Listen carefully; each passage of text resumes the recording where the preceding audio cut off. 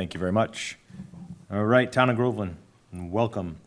We are at the Planning Board meeting for Tuesday, June 3rd, 2025 at 7 PM in Town Hall. Motion to open. Second. All those in favor? Aye. Aye. Chris, you're online, so we have to do a, Yeah. Roll call. yeah, please. So Chris Goodwin, aye. Patrick Molina, aye. DJ McNulty, aye. Jason, I. Motion made and seconded. All those in favor, aye. So moved. Okay. Town, first up, we should be fairly short and sweet, little updates tonight. Town meeting update for Miss Rebecca, how you doing? So I don't know if you want to start it off in terms of the update in regards to the MBTA bylaw, or if you just want to go through some of the memo items highlighting the articles that passed and the process for approval. I hadn't thought about it, so we're slacking tonight. All right, so we'll When you just see this, so that's. quickly for the public record, for the zoning articles that were reviewed and put forward by the planning board. Article 18, simple, changing the Board of Selectmen to Select Board, that passed. That will be added to the zoning. Article 19 was to delete flood intermediate regional from the definitions, that passed. In addition to that, there was Article 20 for the floodplain overlay district. We did make an amendment to that article on the floor to keep Section K, which was originally deleted as part of the original draft, so that was added back into the article. We did receive notification from FEMA that we are compliant, so that was a good thing that we did, in fact, add that modification, but that passed. We also amended the parking bylaw to include the business district and the 500-foot radius and change it to the 1,500-foot radius. Article 22 was the accessory dwelling unit definition, as well as Article 23 was the actual amendment to the accessory apartments bylaw. And then we had Article 24, which was the battery energy storage, and that passed. And then we had Article 25, which was the creation of the multifamily overlay district. So those articles have been certified by the town clerk. We provided her all of the information relative to advertisement of the public hearings here by the planning board and the planning board's recommendation and notes to town meeting, as well as the town meeting votes. They have been sent over to the Attorney General's office. Once the Attorney General approves them, we will receive notification and we will make the proper amendments to the bylaw. That being said, they are zoning bylaws, so technically they are effective by the date of passage, which would be the April 28th town meeting date. Awesome, thank you. And a special thank you to the chair for the presentation that you gave at the town meeting. I have heard nothing but accolades in terms of your ability to condense the information and to explain a very complicated situation. So I do have to commend you for the work and the effort that you put into that presentation. I have not heard one bad review. If anything, it was one of the reasons many people had supported the project and supported the article. So thank you for your efforts and your hard work in getting that passed. You're welcome. Yeah, I second that. Yeah. For sure. Well done. That's unanimous. Thank you, guys. I appreciate it. And I mean, obviously, as you guys know, it's not a one-man show. It's all because of all the work that everybody does. I know even the people behind the scenes, Rebecca, Annie, we had Ennis helping out as well, had a lot of information, and then you guys, all your input as well. So I appreciated it. Made my job a lot easier. It was a little nerve-wracking at the beginning, and could have used a glass of water for a little while, but I was all right. Rebecca had a few laughs about it, but it was good. I'm glad that it went smooth. You can repeat your address. Yeah, I did ever repeat my address a lot, yes. Everyone knows where I live. I cannot imagine Rebecca doing such a thing. But I'm glad I have also heard some nice feedback from the community about how it went, so I'm happy to hear that, and I'm glad that it went well, so it's good for everybody. And hearing other towns, surrounding towns going through it, and it's been voted down, and they're in different situations than we are in, and that speaks volumes to what we have here at town for the volunteers and the staff that we have here, so appreciate it, and great job all around. I would say that the fact that it passed almost without any opposition whatsoever in the town vote, I don't think I heard any nays whatsoever. Speaks to, that's the proof of the pudding. Agreed. Great. All right, thank you. That's it for town meeting, right? I'm not, no one new. All right, comprehensive master plan, progress on action items to date. So we had the memo that Annie had drafted that's in your packet this evening. That's the same memo that was given to you at the last meeting. This was an item that was requested by board member Brad Legals to see exactly where we were making progress.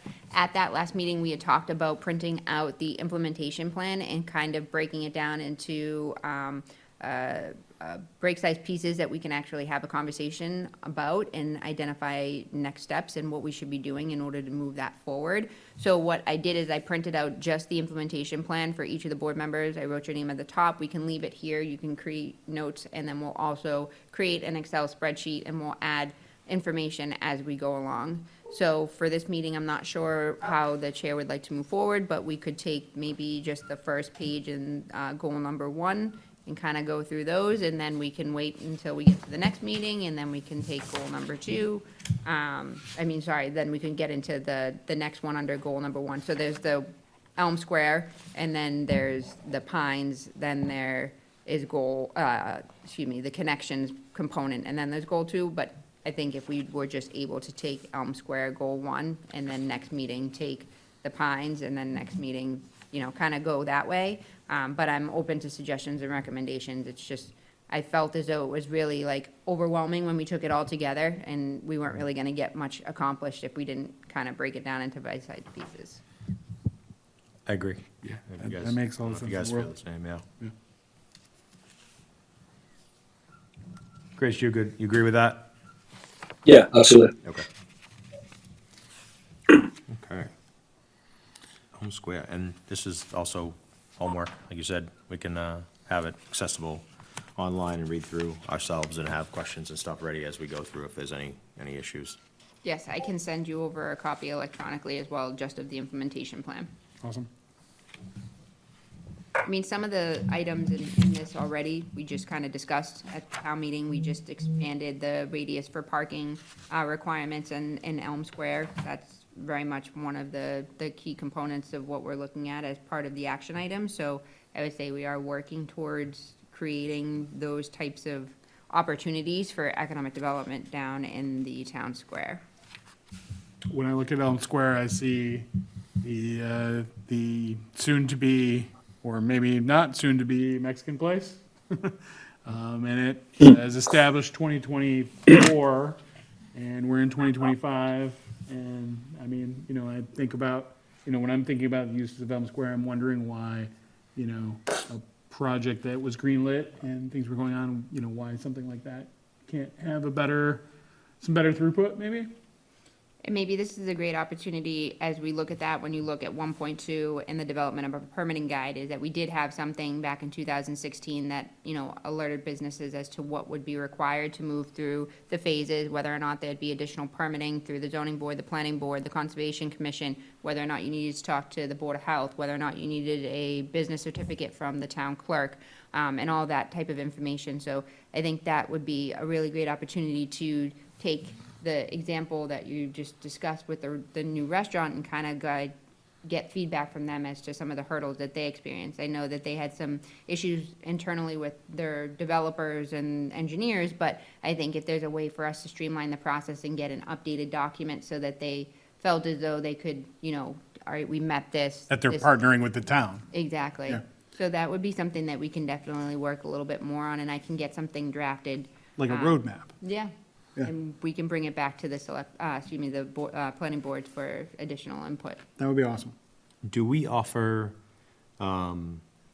guidance or recommendations of, say, contractors that, preferred contractors where we have a list? And I know there's it could be some issues there, but someone that might be bonded, we have a bonded list that someone, when we used to do construction, someone could go to the town and say, hey, these are our preferred partners, you have to have someone bonded. This was why it was water and sewer work, so a little bit different. But they're bonded, we know, we feel comfortable with them doing the work in the community, things like that. Do we have any type of, We do have a list that we put together more so for consultants and engineering firms, so we can't recommend one company, obviously, but we have like a list of companies we've worked with. So we've said that we're familiar with them, they're familiar with Groveland, they're familiar with the process, which can only help to their benefit if they're looking to Absolutely. do something. So we can expand that and see what we have, and we can see if we can talk with Sam Joslin, the building commissioner, and see if he has anything from like contractor standpoint of, local contractors in the area that we've worked with, and put together just a general list, to, people can select. It's no way an endorsement, they're not bonded with us Right. Right. specifically, like if you're, a drain layer. Utility or But it is something that we can vouch for, that we've worked with them, and they're familiar with our processes. and we get positive feedback from those builders as well, right? Because we have the other side of it, where we have builders that we do not get good feedback from, that Yes. we've been asked not to no longer allow to do any building in the town. I mean, I think that was mentioned at town meeting, right? We're like, can we not let this person build in the town again? Yeah.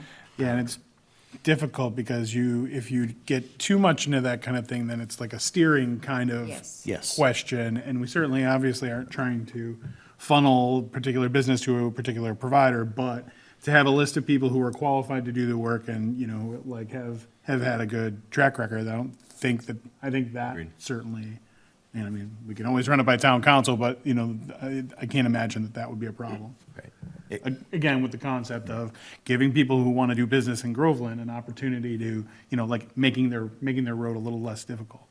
And I think just you, obviously leery of that conflict of interest, right? I don't have a construction company, so I'm not going on the list, Right, but right, if I did, now would be, oh, you're coming in front of the planning board and Right. the chairman's doing the construction work, right?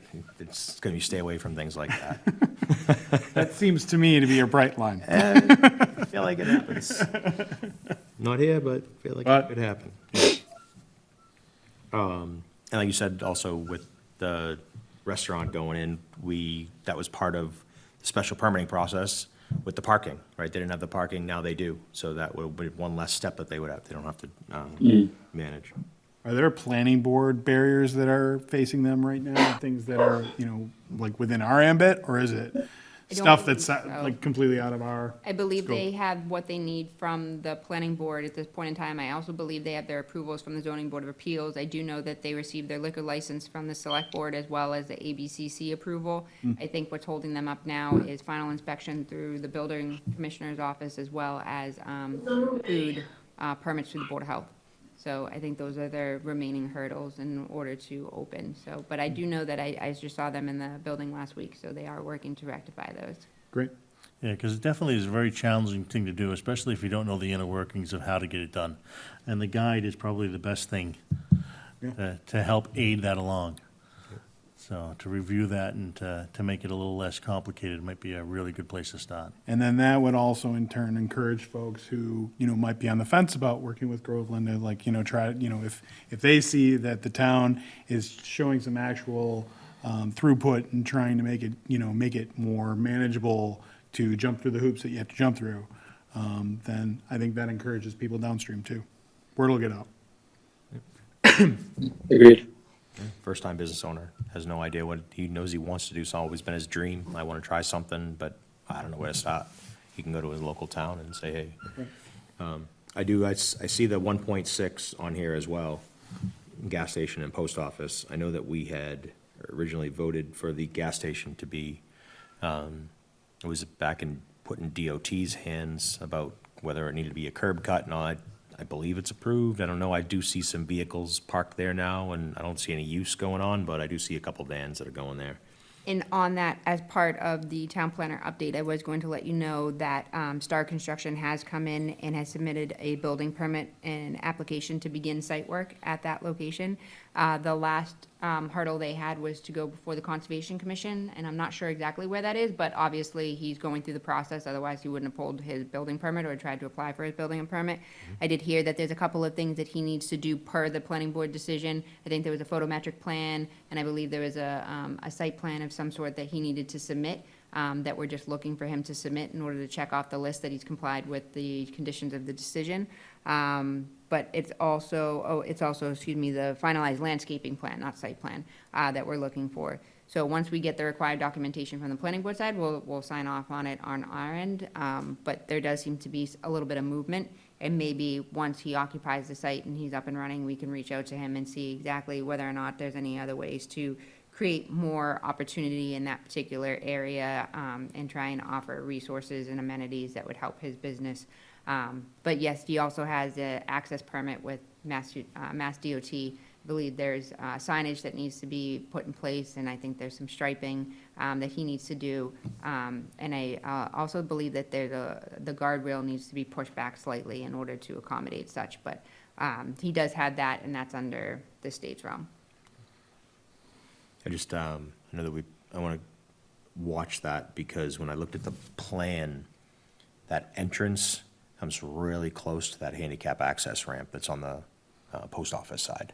So is that, because it has to be a two-lane, I think it has to maintain a two-lane entrance and Correct. exit, and it ended up coming real close to that ramp on the, it's a tight spot in there. So But- if there's the potential that this will be like a totally different, look eventually, right?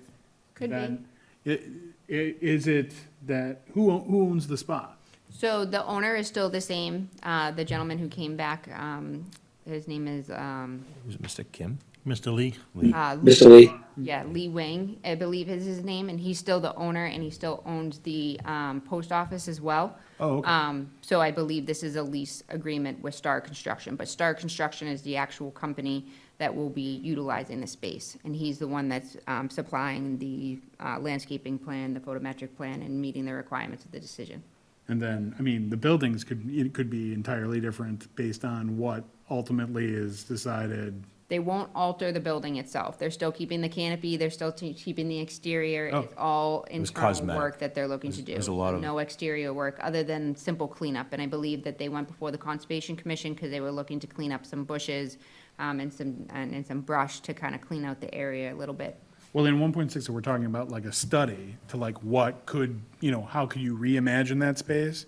Like, I would imagine a situation where buildings are getting torn down and rebuilt and things like that. If we're having a cafe on the river, it's not gonna look like what it looks like now. No, And that was part of the discussion originally. and this was there are- prior to what? So like, I think about it as like, this feels a little cart before the horse if the idea is that this property space is gonna be reimagined, because, okay, so you make the parking, sort of jive, and then you're like, well, wait a minute, we're gonna totally change the area, so then the parking will have to be, sort of rejiggered, like. But there or- could be some long-term planning that comes into that, right? Yeah. Because the better relationship you have with the business owners, the ability to get the buy-in and to Right. work collaboratively, you become more effective in doing that. So, while we might not be able to do anything with the site right now because of the ownership and lease agreements and whatnot, we could potentially maybe be able to work with them on water access or access to the trails in the back, or, working with them as maybe we could provide additional parking and they could provide us another access point down to the river. So there's just different ways that if you work with them, it's not like So this after the fact. piece is the sort of a now interim traffic piece that they're not really having to pay for the lion's share of the stuff. Mm-hmm. And so this improves their situation without having to take a lot out of their pocket is the point, I think, or now as I understand it, thanks to this discussion.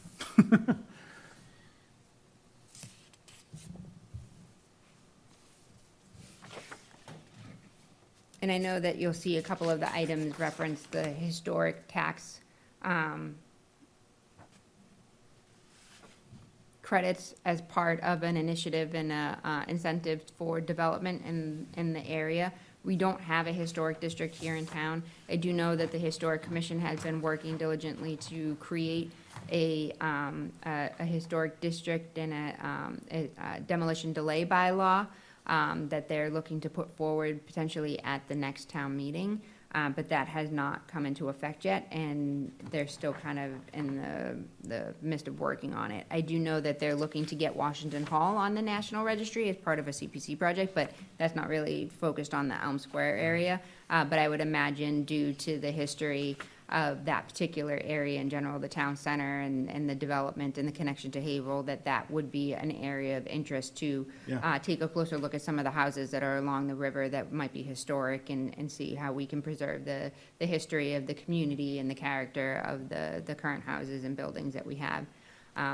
We know that Stark and Cronk has been purchased by a new owner. They've been working diligently to revitalize that building while still keeping it as a staple in the town center that many people have become very familiar with. So, if there's a way to try and help that process and offer monies and work with the Historic Commission, because there's also a downside of that as well, because once you decide to claim something or to determine something is historic, you have to spend a lot more money in order to make sure that the materials that you're using and the design are all coincide with either the era or, what it was designed for at one point in time. So it's definitely a balancing act, but there is a lot of money out there too that can help go into that, but it's just whether or not it makes it worthwhile. But that was one of the things that the consultant had recommended too. So the Historic Commission seems to be working towards that, and they're listed as one of the owners and partners on this particular task item.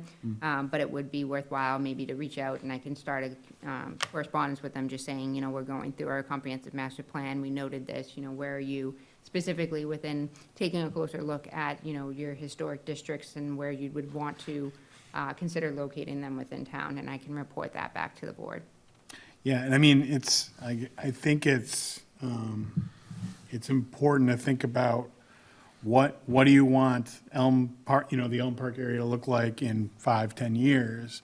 And is it, do we want the structures as they are because they're, old and historic, or do we want to have a more cohesive, walkable, sort of, area where people can sort of stroll the street and then go to various businesses and things, all in a similar style. So that would require some buildings to come down or us to buy stuff or, various things. So it feels like to me that if you designate something as historic, all of a sudden that would throw a wrench into sort of a larger, like if there's a larger idea to kind of reimagine what does what does that area look like? What does the town want it to look like? And so to do things kind of, a little this way and a little that way might, infringe on a longer term plan or something like that. So I'd be interested in what people think about what they would want to do, because I don't think there's a clear answer. Now, the Elm Square is zoned as business, correct? Correct. And that business district goes all the way up to Broad Street. Just about correct. So it goes just about Broad Street. So I think it would also be wise to look at how the business district is zoned and what changes that could happen there to make it easier for businesses to come in. Because if we wanted to create a downtown area, that's what the business district's for. Yeah. So I know it's going to take a long time for a lot of that to happen. It's a little bit segmented because it's mostly residential right now. Even Elm Square is a highly residential area. But unless it gets zoned for something to take place, then I don't think the changes are going to happen.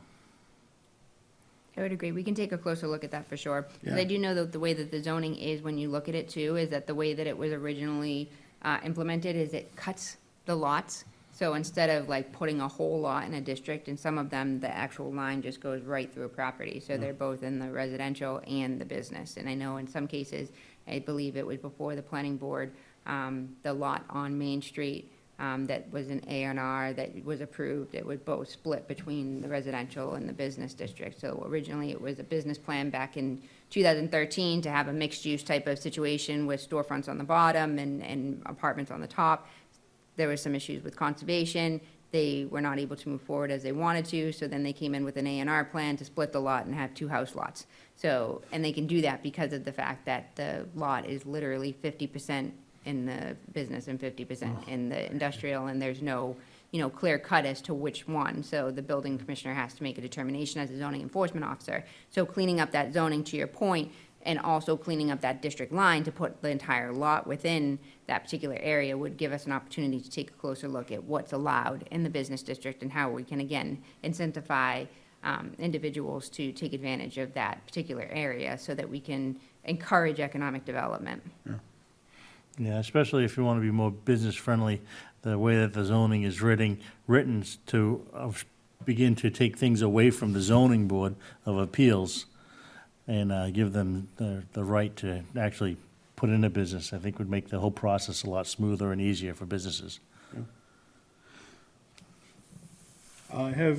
Has there been any interest from the owners about, I see the, like the signage, concept about, maybe we would match, maybe we would loan, maybe, if people were interested in, improving the signage of the area.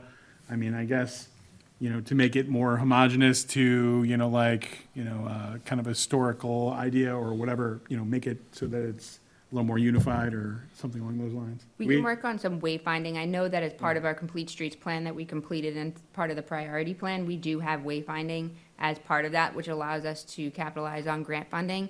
And we can take a more unified approach in that regard. And there's also funding through the Massachusetts Downtown Initiative that also would allow us to take advantage of funding to help with signage and wayfinding and stuff like that. So it's definitely something that we can work on. And identifying what that identity would look like, so that we can then, go back to what we are talking about here with the comprehensive master plan and cutting or separating out the areas in town which we identified as those different zones, those Yeah. being like the Elm Square area, the 150 Center, Salem Street area, and then also on the other side by Federal Way. Nobody has come out yet to us and said, hey, listen, I want to partner with Groveland to fix my signs. Nothing like that yet. Right.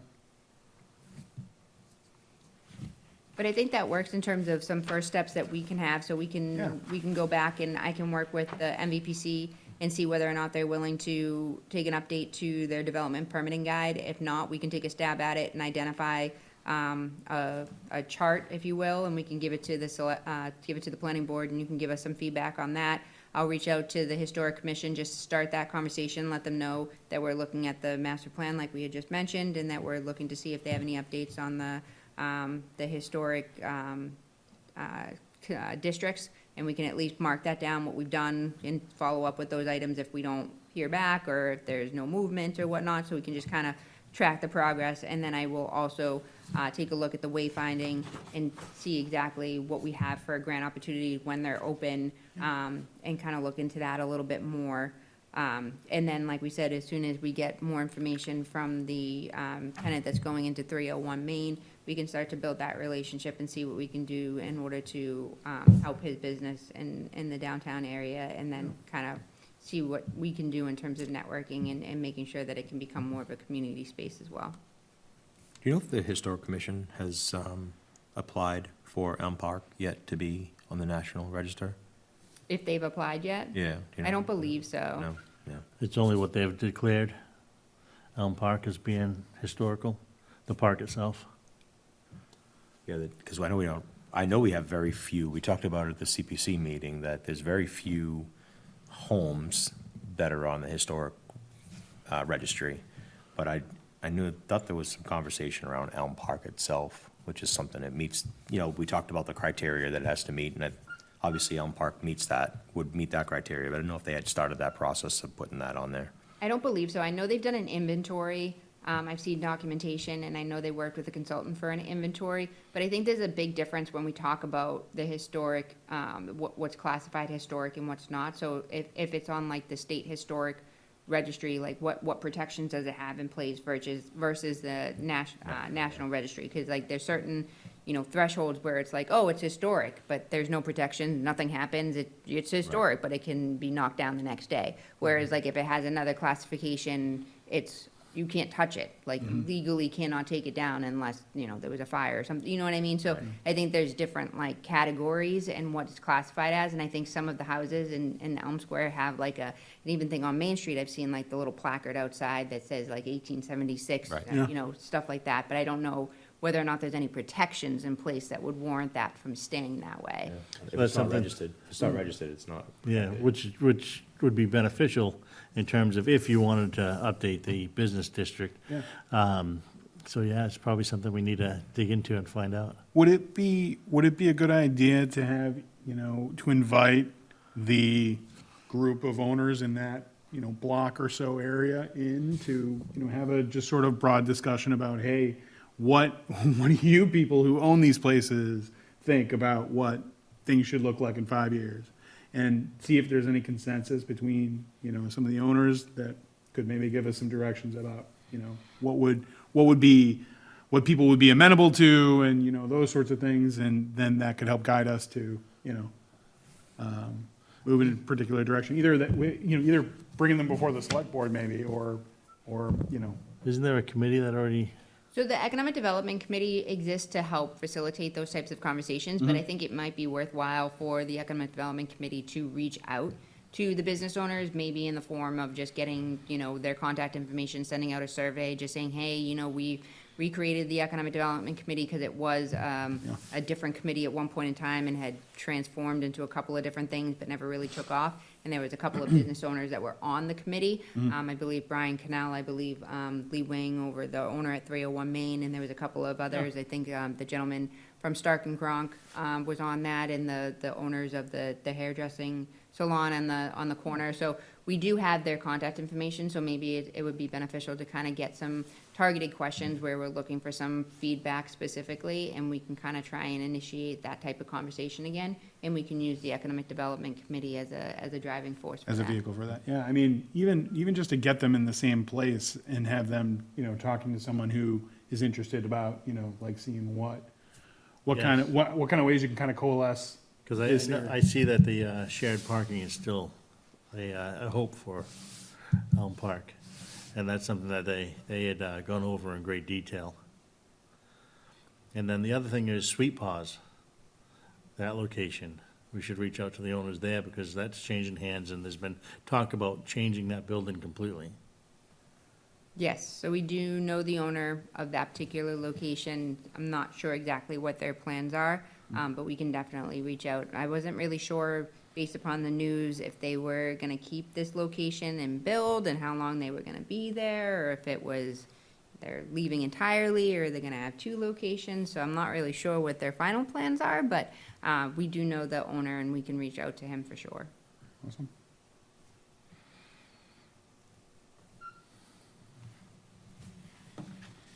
Chris, you got anything? You having a coughing attack over there? I just saw you. Yeah, Okay. sorry about that. Good night timing, TJ. Thank you. Appreciate that. No, I mean, I agree. I think it's a good discussion. I agree with also what was said about the historical input as well. From what I've seen in other towns, some historic committees in certain towns and businesses in towns kind of butt heads on what their agendas are. So I think the more we can make sure things are aligned can only benefit things long term, because the last thing we want is for the two ideologies to not coalesce with each other, and then all of a sudden nothing gets done, and ends up being fights back and forth about what people want and what people don't want, and it can take a hard turn really quick. So See that, yeah. Yeah. But I mean, Rebecca, this is a great layout to see, right? You can see who the owners and the partners are, so we can kind of reach out to them and go from there. We know what we should be pushing on, right? We know right off the bat, you got 1-1, we're called out on the things that we can push. And then we can always reach out and communicate with anyone that we're like, hey, we saw this, are you guys doing anything? Get our own updates. We all sit on multiple boards, so we see a lot of the same people that are all on these, the owners and partners, so. That's why this is a nice to have and go through it, and I like the time, shows the timelines, the hopes of, is this a 5-year project? Is this, this isn't something that's happening immediately. It's kind of good to have, or wishful thinking, kind of. No, this is sort of part and parcel of how things are working now is better than how things have said to have been working in the past, because people are working together more. There's more of a unified, sort of plan, so the right hand and the left hand know what's going on. I think it's exactly the right way forward. So thank you, appreciate it. Yeah. All right. Good conversation. You guys have anything else about the Elm Square in particular. And then as we have our free time with the meetings, we can kind of go through and we can move on to the Pines and then Connections and all things like that. Yeah, For Jason hit future meetings. Jason hit 110 with the zoning bylaws, and so we've talked about some of that, and yeah, I mean, Yep. it is, and these things, these pieces all seem to fit together like a nice puzzle. Yep. Town planner update? So I just have a couple of updates. The 301 Main Street, I just provided the update in regards to start construction coming in, so that should be on an upcoming agenda, just to notify you what's been submitted and provide you that documentation for your knowledge as well. We did receive plans for 833 Salem Street. They had requested a minor modification to the approved plan. They are proposing to change and reduce the size of the climate-controlled building and office space and add 2 additional cold storage buildings. I have reviewed the plan, the executive coordinator has reviewed the plan, and then also the building commissioner has approved the plans, and we have determined, in our opinion, that the revisions constitute a major modification. Based upon the fact that they are reducing the impact to the area, that is great. However, the changes affect the site in larger ways, such as circulation, drainage, and stormwater calculations. So we would like to have that reviewed a little bit more closely and would determine that to be a major modification. As you can imagine, the applicant is not too pleased with that determination. They're concerned about fees and things of that nature. But with the permit that was approved, and since it is a modification, we're of the understanding that no additional fees would need to be filed at this point in time, because the permit has never been closed. The permit is still open. So the project is still being constructed. So and it's not a therefore, new project. we would determine that no additional fees would be necessary, but it would open us up to have that conversation, have our engineers peer review the changes, and to ensure that there is minimal impact and that necessary changes are being made to make sure that it still complies with our regulations. So we just received that email today, so we are going to communicate again that we don't believe that it would require any additional filings. We do think that it would require a butter notification, because it is changing from what the abutters know to have been approved. So there is a cost associated with that, but that's the only cost that we would see, other than obviously their own due diligence of hiring an engineer and getting it reviewed by our peer review. So we'll see exactly how the applicant responds to that. If they continue to move forward, they might want to go before the board and ask that you declare it to be a minor modification as opposed to what the staff has. We believe we're, being mindful of that, but if it comes down to that, it will be an upcoming agenda item. Okay. Then- Before you go on there, we trust your opinion. You guys do great work, right? As I was reading through, and as you were talking about the different, the effects of the changes, we did set a precedent. We did just have SD Park come in here, and they wanted to change a modification to enlarge their building area or whatnot, and we said it was a major mod. We said it was a major mod, and they ended up deciding saying, no, thank you, we're all set. Or waiting and pulling out, and they're gonna come back, or whatever they're gonna do. But we've set a precedent as well, I think, with them, so we gotta keep that in mind as we go through. But we'll see if he requests, maybe that's whatever you guys figure out, and maybe it is acceptable, so, cool. I appreciate that. Yeah, and maybe we can talk a little bit about just if there are any specific, sort of tangible guidelines about, how is it determined, what's the process to determine whether something is major versus minor, and what are the factors that were considered? Are we required to consider certain factors? Is there some evaluation process that is, okay, these 6 factors say this, and these 3 factors say no, and this is how we come here, so at least it doesn't, there's no arbitrariness of it, it's just factual. These are the guidelines, and this is how your project fits. So we are weighing it in terms of the criteria Yeah. of the bylaw, and Yeah. so we'll be a little bit more specific about why we believe that it meets Right. that criteria of the bylaw. But agreed, so Yeah. we'll put that together, we'll present it, and then if necessary, it'll be on the agenda for the board to vote. But I think the biggest pushback is more so for the application fees. I mean, for a stormwater special permit, it is a hefty fee of $5,000 just for the application fee, and they already applied for one. So I can understand that being a pushback, and we understand that to be a deterrent, and that's Right. not what we would want. We just want an opportunity to review it to make sure that it has minimal impact. Sure. But we'll put that together for sure. Yeah. Agreed No, I on think all that fronts. makes all the sense. And Yeah, Patrick, I agree with you. I was thinking the same thing. Depending on what the outcome was of the back and forth between the current situation, if it does come to us, then we'd say, okay, we really need to lay this out and say, what are we determining as a minor? What is determining a major? And go from there. So, Right. seems pretty cut and dry, follow the bylaws, and it is what it is, so. Right.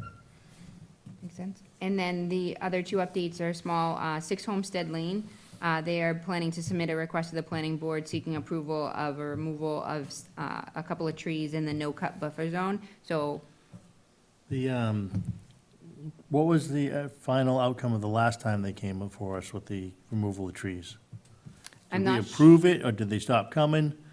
Did they come with an agreement outside of the, I'm not sure. This one specifically, in one of the last rainstorms, the tree fell. So like the trees that they're looking to cut are already fallen. Like they're bent and falling over on their fence. It's on their playground, but I'm not sure what the determination was. I do know that you're familiar with it because I do know that the applicant, the homeowners on Cranton Ave or Cranton Hill Ave had come forward to the planning board to say they're cutting trees, this isn't allowed, and then the homeowner didn't know, and they had to file an application and all this other stuff. right, but if the tree is already fallen down, they can remove it just by the conditions that are on that piece of land that they still own. Because they can, according to that, what I read, they can remove the brush, they can remove fallen trees, they can remove any of the ground cover that's in there. They can remove everything in between the trees. Do we know if So the if it's tree, already fallen down, No, it wasn't a fall, it fell and landed on the fence. Yeah, This- so This it's- one here. it's fallen, so they don't need our approval because it's not up, they're not. But I think this is cutting the tree. additional. So what the last I remember them coming in, it was they had submitted to an arborist to come out and deem which trees were dead that they could cut out. right, And then because of the back and forth, I think they just stopped and kind of gave up and said, we'll figure it out later on. I think then started coming to winter months or whatever it was. I think the abutter did some landscaping of their own to have some privacy, but I think 6 Homestead ended up not doing anything except for having the arborist come in and say, these trees I think should be cut down. They hadn't come back to us after that, I don't believe. So this one specifically, this request was submitted May 29th, and they want to have 2 dead trees removed in the buffer zone on the property. In the past couple of weeks, we have had 2 large trees fall, both of which had been identified by the arborist for removal. It happened at night. One of the trees also damaged our fence, and they attached photos to show the tree from falling over from the buffer. So I believe that tree that fell has been removed, but I believe to what DJ was saying, that there's a couple of others that had been identified that they hadn't yet had somebody come out or did not come back before the planning board. They're looking to remove so that this doesn't happen to, Right, because if I remember correctly, they had like 22 trees that were listed as diseased and dying. Yeah, it was, I think, a if bunch they're of ash dead, trees. if they're dead, they can take them down, no? They still have to get our approval. Right, and is there any reason why we would withhold our approval for removing dead trees that could be a Dead or dying hazard trees? to property and person? It's up to us, and I would say no. I can't imagine a circumstance under which we would have to, we So would we have to get demand them that. back on the dead agenda to come back before us so we can give an official Yep. vote. exactly. Correct. Yeah. I just think they chose not to follow up because there was a back and forth, and they're dealing with the butters, and they don't want to have to, but now it ends up happening that one of the trees that they had already had looked at. No, true. Does fall. Rebecca, are there any bylaws that say, that prohibit removal of dead trees? No, but there's the no-cut buffer zone as part of their deed determines what they can and cannot do within that buffer zone. So that's what's been dictating their, So would they have to like go to land court to get an exception from something that's on their deed to be, I mean, this to me seems like a very practical situation in the sense that, what we wouldn't want to happen is for us to hold this up and some kid get killed because a tree that has been dead for 3 years falls, that's 40 feet high falls on a kid. And so the recourse would be for them to come before the planning board and ask for it to be removed, which is why it was written in, Yeah. as part of the no-cut zone, that if there was a tree that needed to be removed, they just need to seek approval from the planning So, board. okay, all right, and, I mean, there's no, you're not aware of anything that would, like, prevent us from giving that approval? No, I just know that it's been a back and forth for quite so many years. I remember speaking to it was Cannon Hill Ave for the homeowners back there when I was planner back in 2018 about this issue and the no cut. And I know that board member Sorensen has been, a very advocate for the homeowners over on Cannon Hill Ave about the buffer zone and going out there himself and doing inspections, et cetera. So I know there's a lot of history here too. But when they contacted us about the one that just fell, to Jason's point, we said that they'd be allowed to remove the tree that fell onto their property and damage their fence, but they'd need to submit a request to have the planning board approve them to remove the other trees that they would like to. So, and they just did that, and they want to get on the agenda? So they just sent that email to us on May 29th. Yeah. Annie had responded on May 29th and said, please just make sure that you send an official request. We'll get it on the very next agenda. Yeah. So we're just waiting for that request to get before the I board. would be very on board with making sure that people can remove dead trees from their area. I mean, I guess the only concern when you're talking about like a no-cut zone was, do they have to replant, new ones to replace the ones that have died, or? That was part of the argument. Yeah, Which, what I read in the whatever that paper was that you gave us, there was nothing about replanting any trees that had fallen or died. Yeah, and they, like I said, that they can walk through there, they can use it, they can take all the brush away from it. And it is their land. It's not a matter of the tree fell on their land, it's their land. Yep. yeah, They just can't cut down any live trees. yeah. I Well, think- that I see as a Yeah, completely agreed. different issue. Say what? Go ahead, Chris. I was just say agreed. I mean, I don't think that even if there was something in the no cut language that says you need to replant, you need trees that are knocked down by way of a natural occurring storm, I would think would be exempt from that, and they would not have any obligation to replant a tree that fell due to storm situations or anything like that. And likewise with what Patrick's saying, I think that like a tree hanging over across the fence presents probably a hardship and a clear and present danger to surroundings to be left that way. So. And I only think the way that you would ever require somebody to replant trees is if they took down live trees that were Yeah. providing shade and buffer, or excuse me, not shade, but buffer between the other development. It wouldn't be if it's dead, would you replace it? It would be if, you were taking down something that you weren't supposed to. That's an entirely different, like, Exactly. again, I see these as very clear line differences. Agreed. Live tree that's encroaching on something and could fall over easily, dead tree, and the guy who's just hacking things down because he wants a lawn. Yeah, right. So those, I view those as easily distinguishable from one another. And Agreed. I'd invite those people to come. The, that paper that had the conditions, was that the part of their deed? Or was that, I don't remember which one I was reading. But it laid out everything that talked about what could and couldn't be done to that. It could be, that could be the no-cut easement. It's a separate document it refers to as Yeah, part it's of an their deed. appendix or something in the. I think Yeah, I that's remember really that. beneficial to have. Yeah, Well, when they come before the board, we'll make sure that we have all the documentation for the board to review. Awesome. obviously, of course you would. You're so And- like that. The last item I have is just for 106 King Street, Katy Lane. The engineering firm TEC is currently reviewing the as-built plans, which is separate from the roadway acceptance plans. And once that's complete, the developer intends to request a bond reduction. So that should be coming up before you in the next few weeks as well. But other than that, the only other update was that we did have a meeting, a public engagement session for Perry Park Restoration. It's a CPC project that's looking at ways that we can reactivate the Perry Park site. And a lot of what we talked about as part of the comprehensive master plan was discussed as part of this project as well.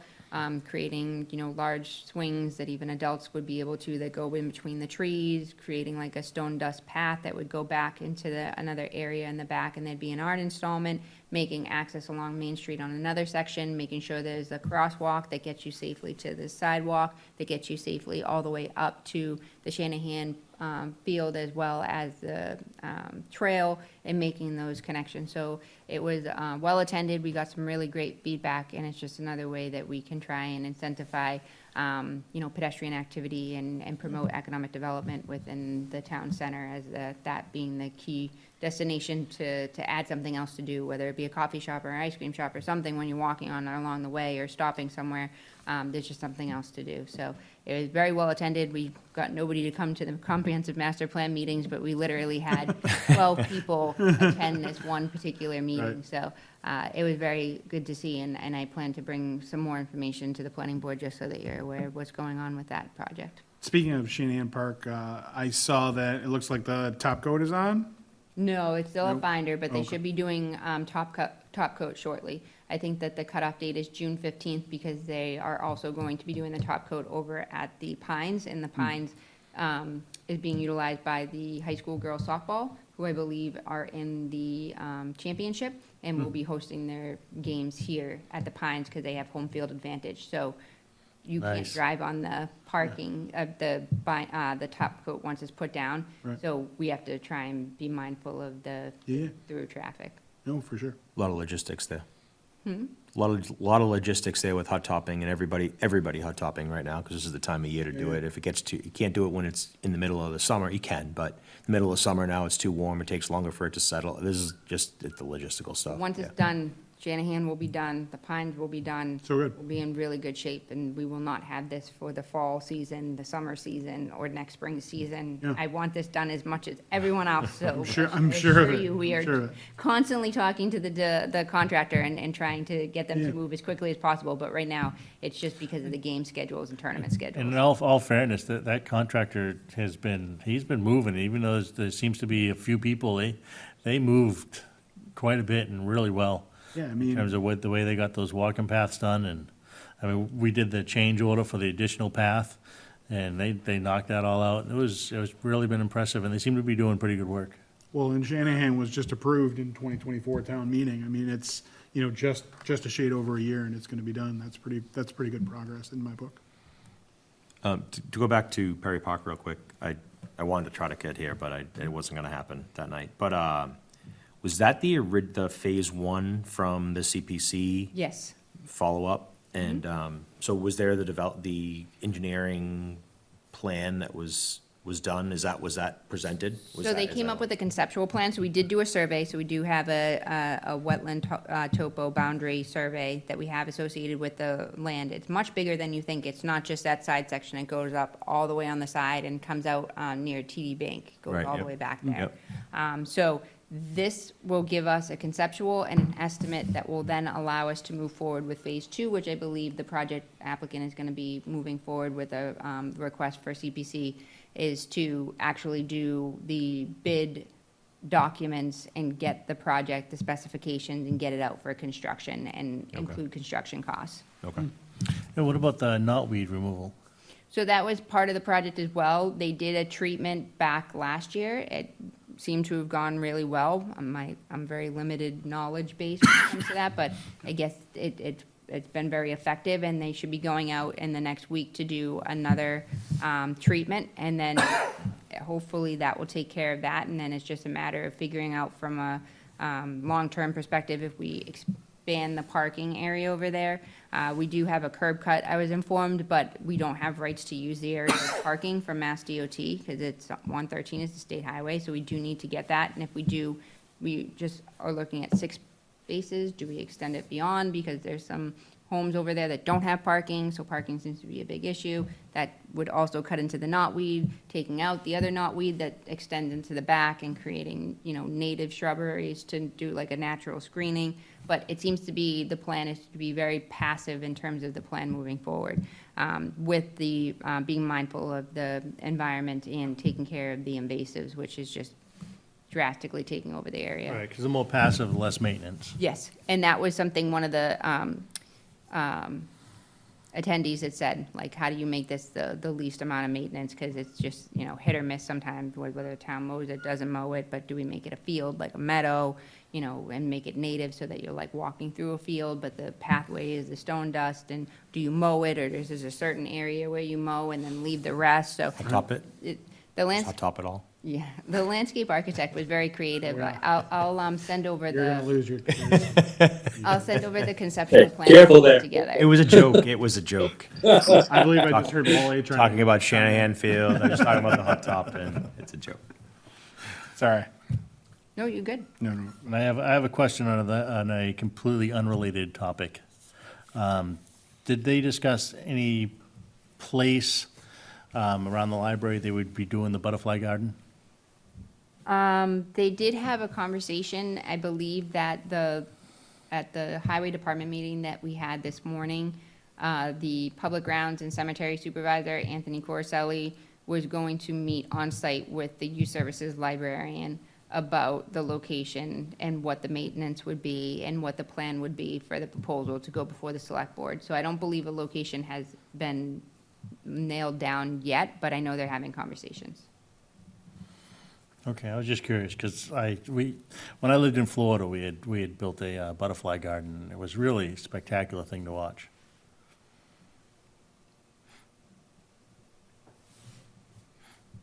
All right, that's town planner update, you're good to go, all right.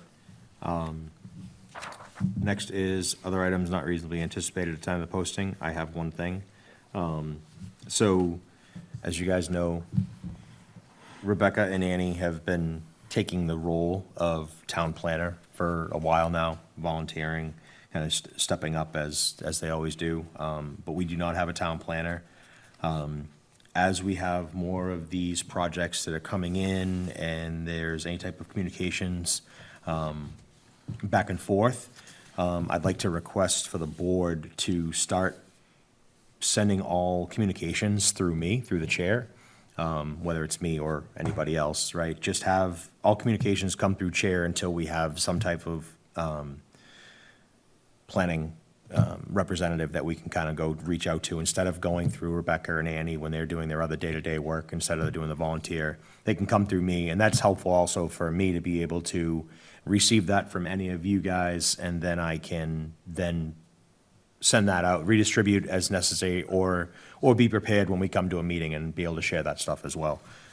So I'd like to request that. I don't know if that's something that, I mean, it's a request. We make a non-binding motion. Yeah, there's really not anything I can say, this is how it's done, Yeah. and clamp a mallet and say, look, this is, and so be it, but I would appreciate it. I think Annie and Rebecca would appreciate it. If you guys just kind of, any type of correspondence come through me. Obviously, you can talk to them, they're very welcoming, but when it comes to any type of agenda items or things like that, any type of issues, come through me, and then I can bring it to them and get feedback and have a separate meeting on top of that, kind of just be a middleman for them and take a little bit off their plate. Is there a way that we can get this concept down in writing so that, I mean, the folks, there are members that are not here today that, you know, would benefit from the information? Is there a way to, I mean, so what I take you saying, you know, and I just want to make sure I understand it right, is all planning board related questions, information, whatever, you should be the conduit for that to speak with the town. And, you know, you should be disseminating the information from the town to us about all things planning board. Agreed. Right. And so, and that seems reasonable and fine in like every chain of command that ever goes in anything. So, one, I'm on board with it. And two, how would we memorialize it other than, you know, this meeting, which I don't know how many people are watching this particular meeting. My plan was, because I knew that at least Brad wasn't going to be able to join today. It's his, I think he said 35th wedding anniversary, so happy anniversary. But, Yeah, happy anniversary. Yeah, indeed. so I was just planning on sending out an email to the board, to the remaining board, and stating those in probably more eloquent words. I can use AI or something and make it sound good. And Oh, you're the resident mouthpiece. You've done a fantastic job. Everybody said, just read back the minutes, please. We were just hoping that it would be temporary in nature, because as we had mentioned, we're not effectively the town planner, right? We're just filling in for the vacancy that should be a position, and you should have representation in the town. So we're hoping to interview candidates for that position, and hopefully they'll be in they'll be in their position by July 1st, or if not soon thereafter. So it may just be a temporary thing, but just trying to filter information for the interim while we're trying to get our bearings on other issues. It's just something that we thought would be beneficial. So even to memorialize on a temporary basis, we don't expect that to be the long term, because the purpose of the planner is to be the liaison for the board. Perfect. Yeah, Yeah, it's perfectly fine with me. sounds good. Chris, you good with that? Good. All right, I figured. Thank you. I mean, to Patrick's, to what Patrick said, I mean, I don't know that it should be temporary. I would expect it to be the same whether it's the planner Yeah, or not, because it's a proper chain of command. It just makes sense. yeah, it's streamlines And- everything. It makes it clear as to who is getting the information from whom and who's giving the information to whom in our official capacity as planning board members. And then I the think it makes all planner- the sense in the world, no matter who the other side of it is from the town. I mean, And they're not getting pulled in 5 different directions. yeah. Yeah. Yeah, it would be nice, one center. I know, yeah. Whatever you say, I I'm know, yeah. fully on board. It makes sense. I mean, But it's a funnel, right? It's a proper funnel. It would be nice, and then as we disperse back the other way, right? It'd be me to the planner, you guys to me to the planner, and then planner come to me, and I come disperse to you guys. Well, at the end of the day, it has to be something that the participants are receptive to, because, if there's a problem, I don't think it's with the people that are saying that it's not a problem. And there are five of us virtually, completely in this room. Yep, and I mean, I could create some type of documentation that they could just fill out a form if there's a request, or, it's a simple email. It seems very basic. Yeah. Nothing should have to be created, but we could do something like that if need be, and disperse and say, yeah, this is the document, if you have a request, and here you go, submit this form and send it on in, I don't know. I'll tell the good people of Groveland, anytime I've got any planning board issues, I'll make sure I talk to DJ. Thanks. That's all I had. Anyone else have anything? No? Rebecca, you have anything? Chris? No, good on my side. Awesome. All right, next meeting. You guys good for, in 2 weeks, the 17th? Should be. Yep. Tuesday, June 17th at 7 PM? 7 PM. Got it? I will not be available that night. Oh, okay. Okay.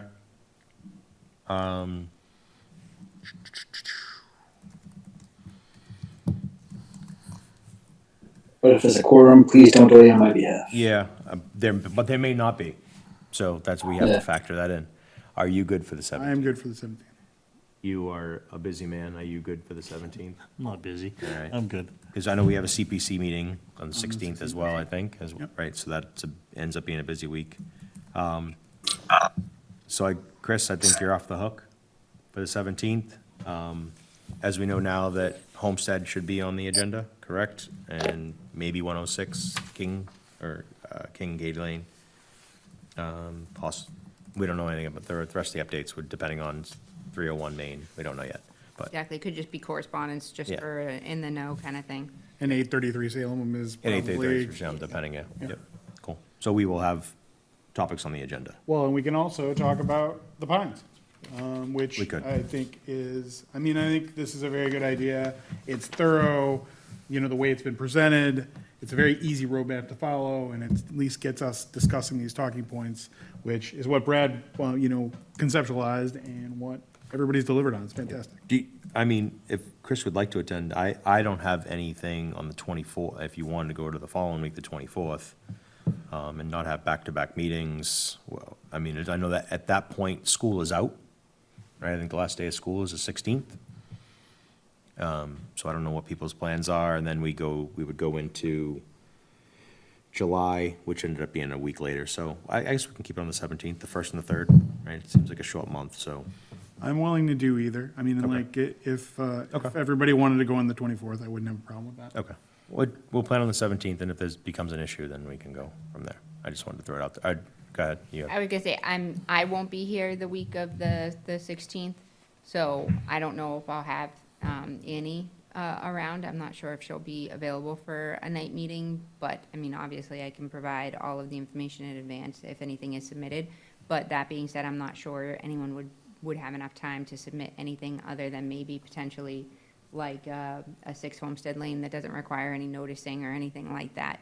I think the 833 would require noticing. I think Katie Lane could wait to another week if you wanted to stretch it, but, I mean, and obviously you have a meeting that Monday too, so, but at the same time, we can make adjustments on our end, but if you're looking to have staff present, it most likely wouldn't work for us on the 17th. So does it make sense to everybody here to push it to the 24th? I mean, I'm okay with it. As am I. Unless you want to just limit Yeah. the agenda to Homestead Lane.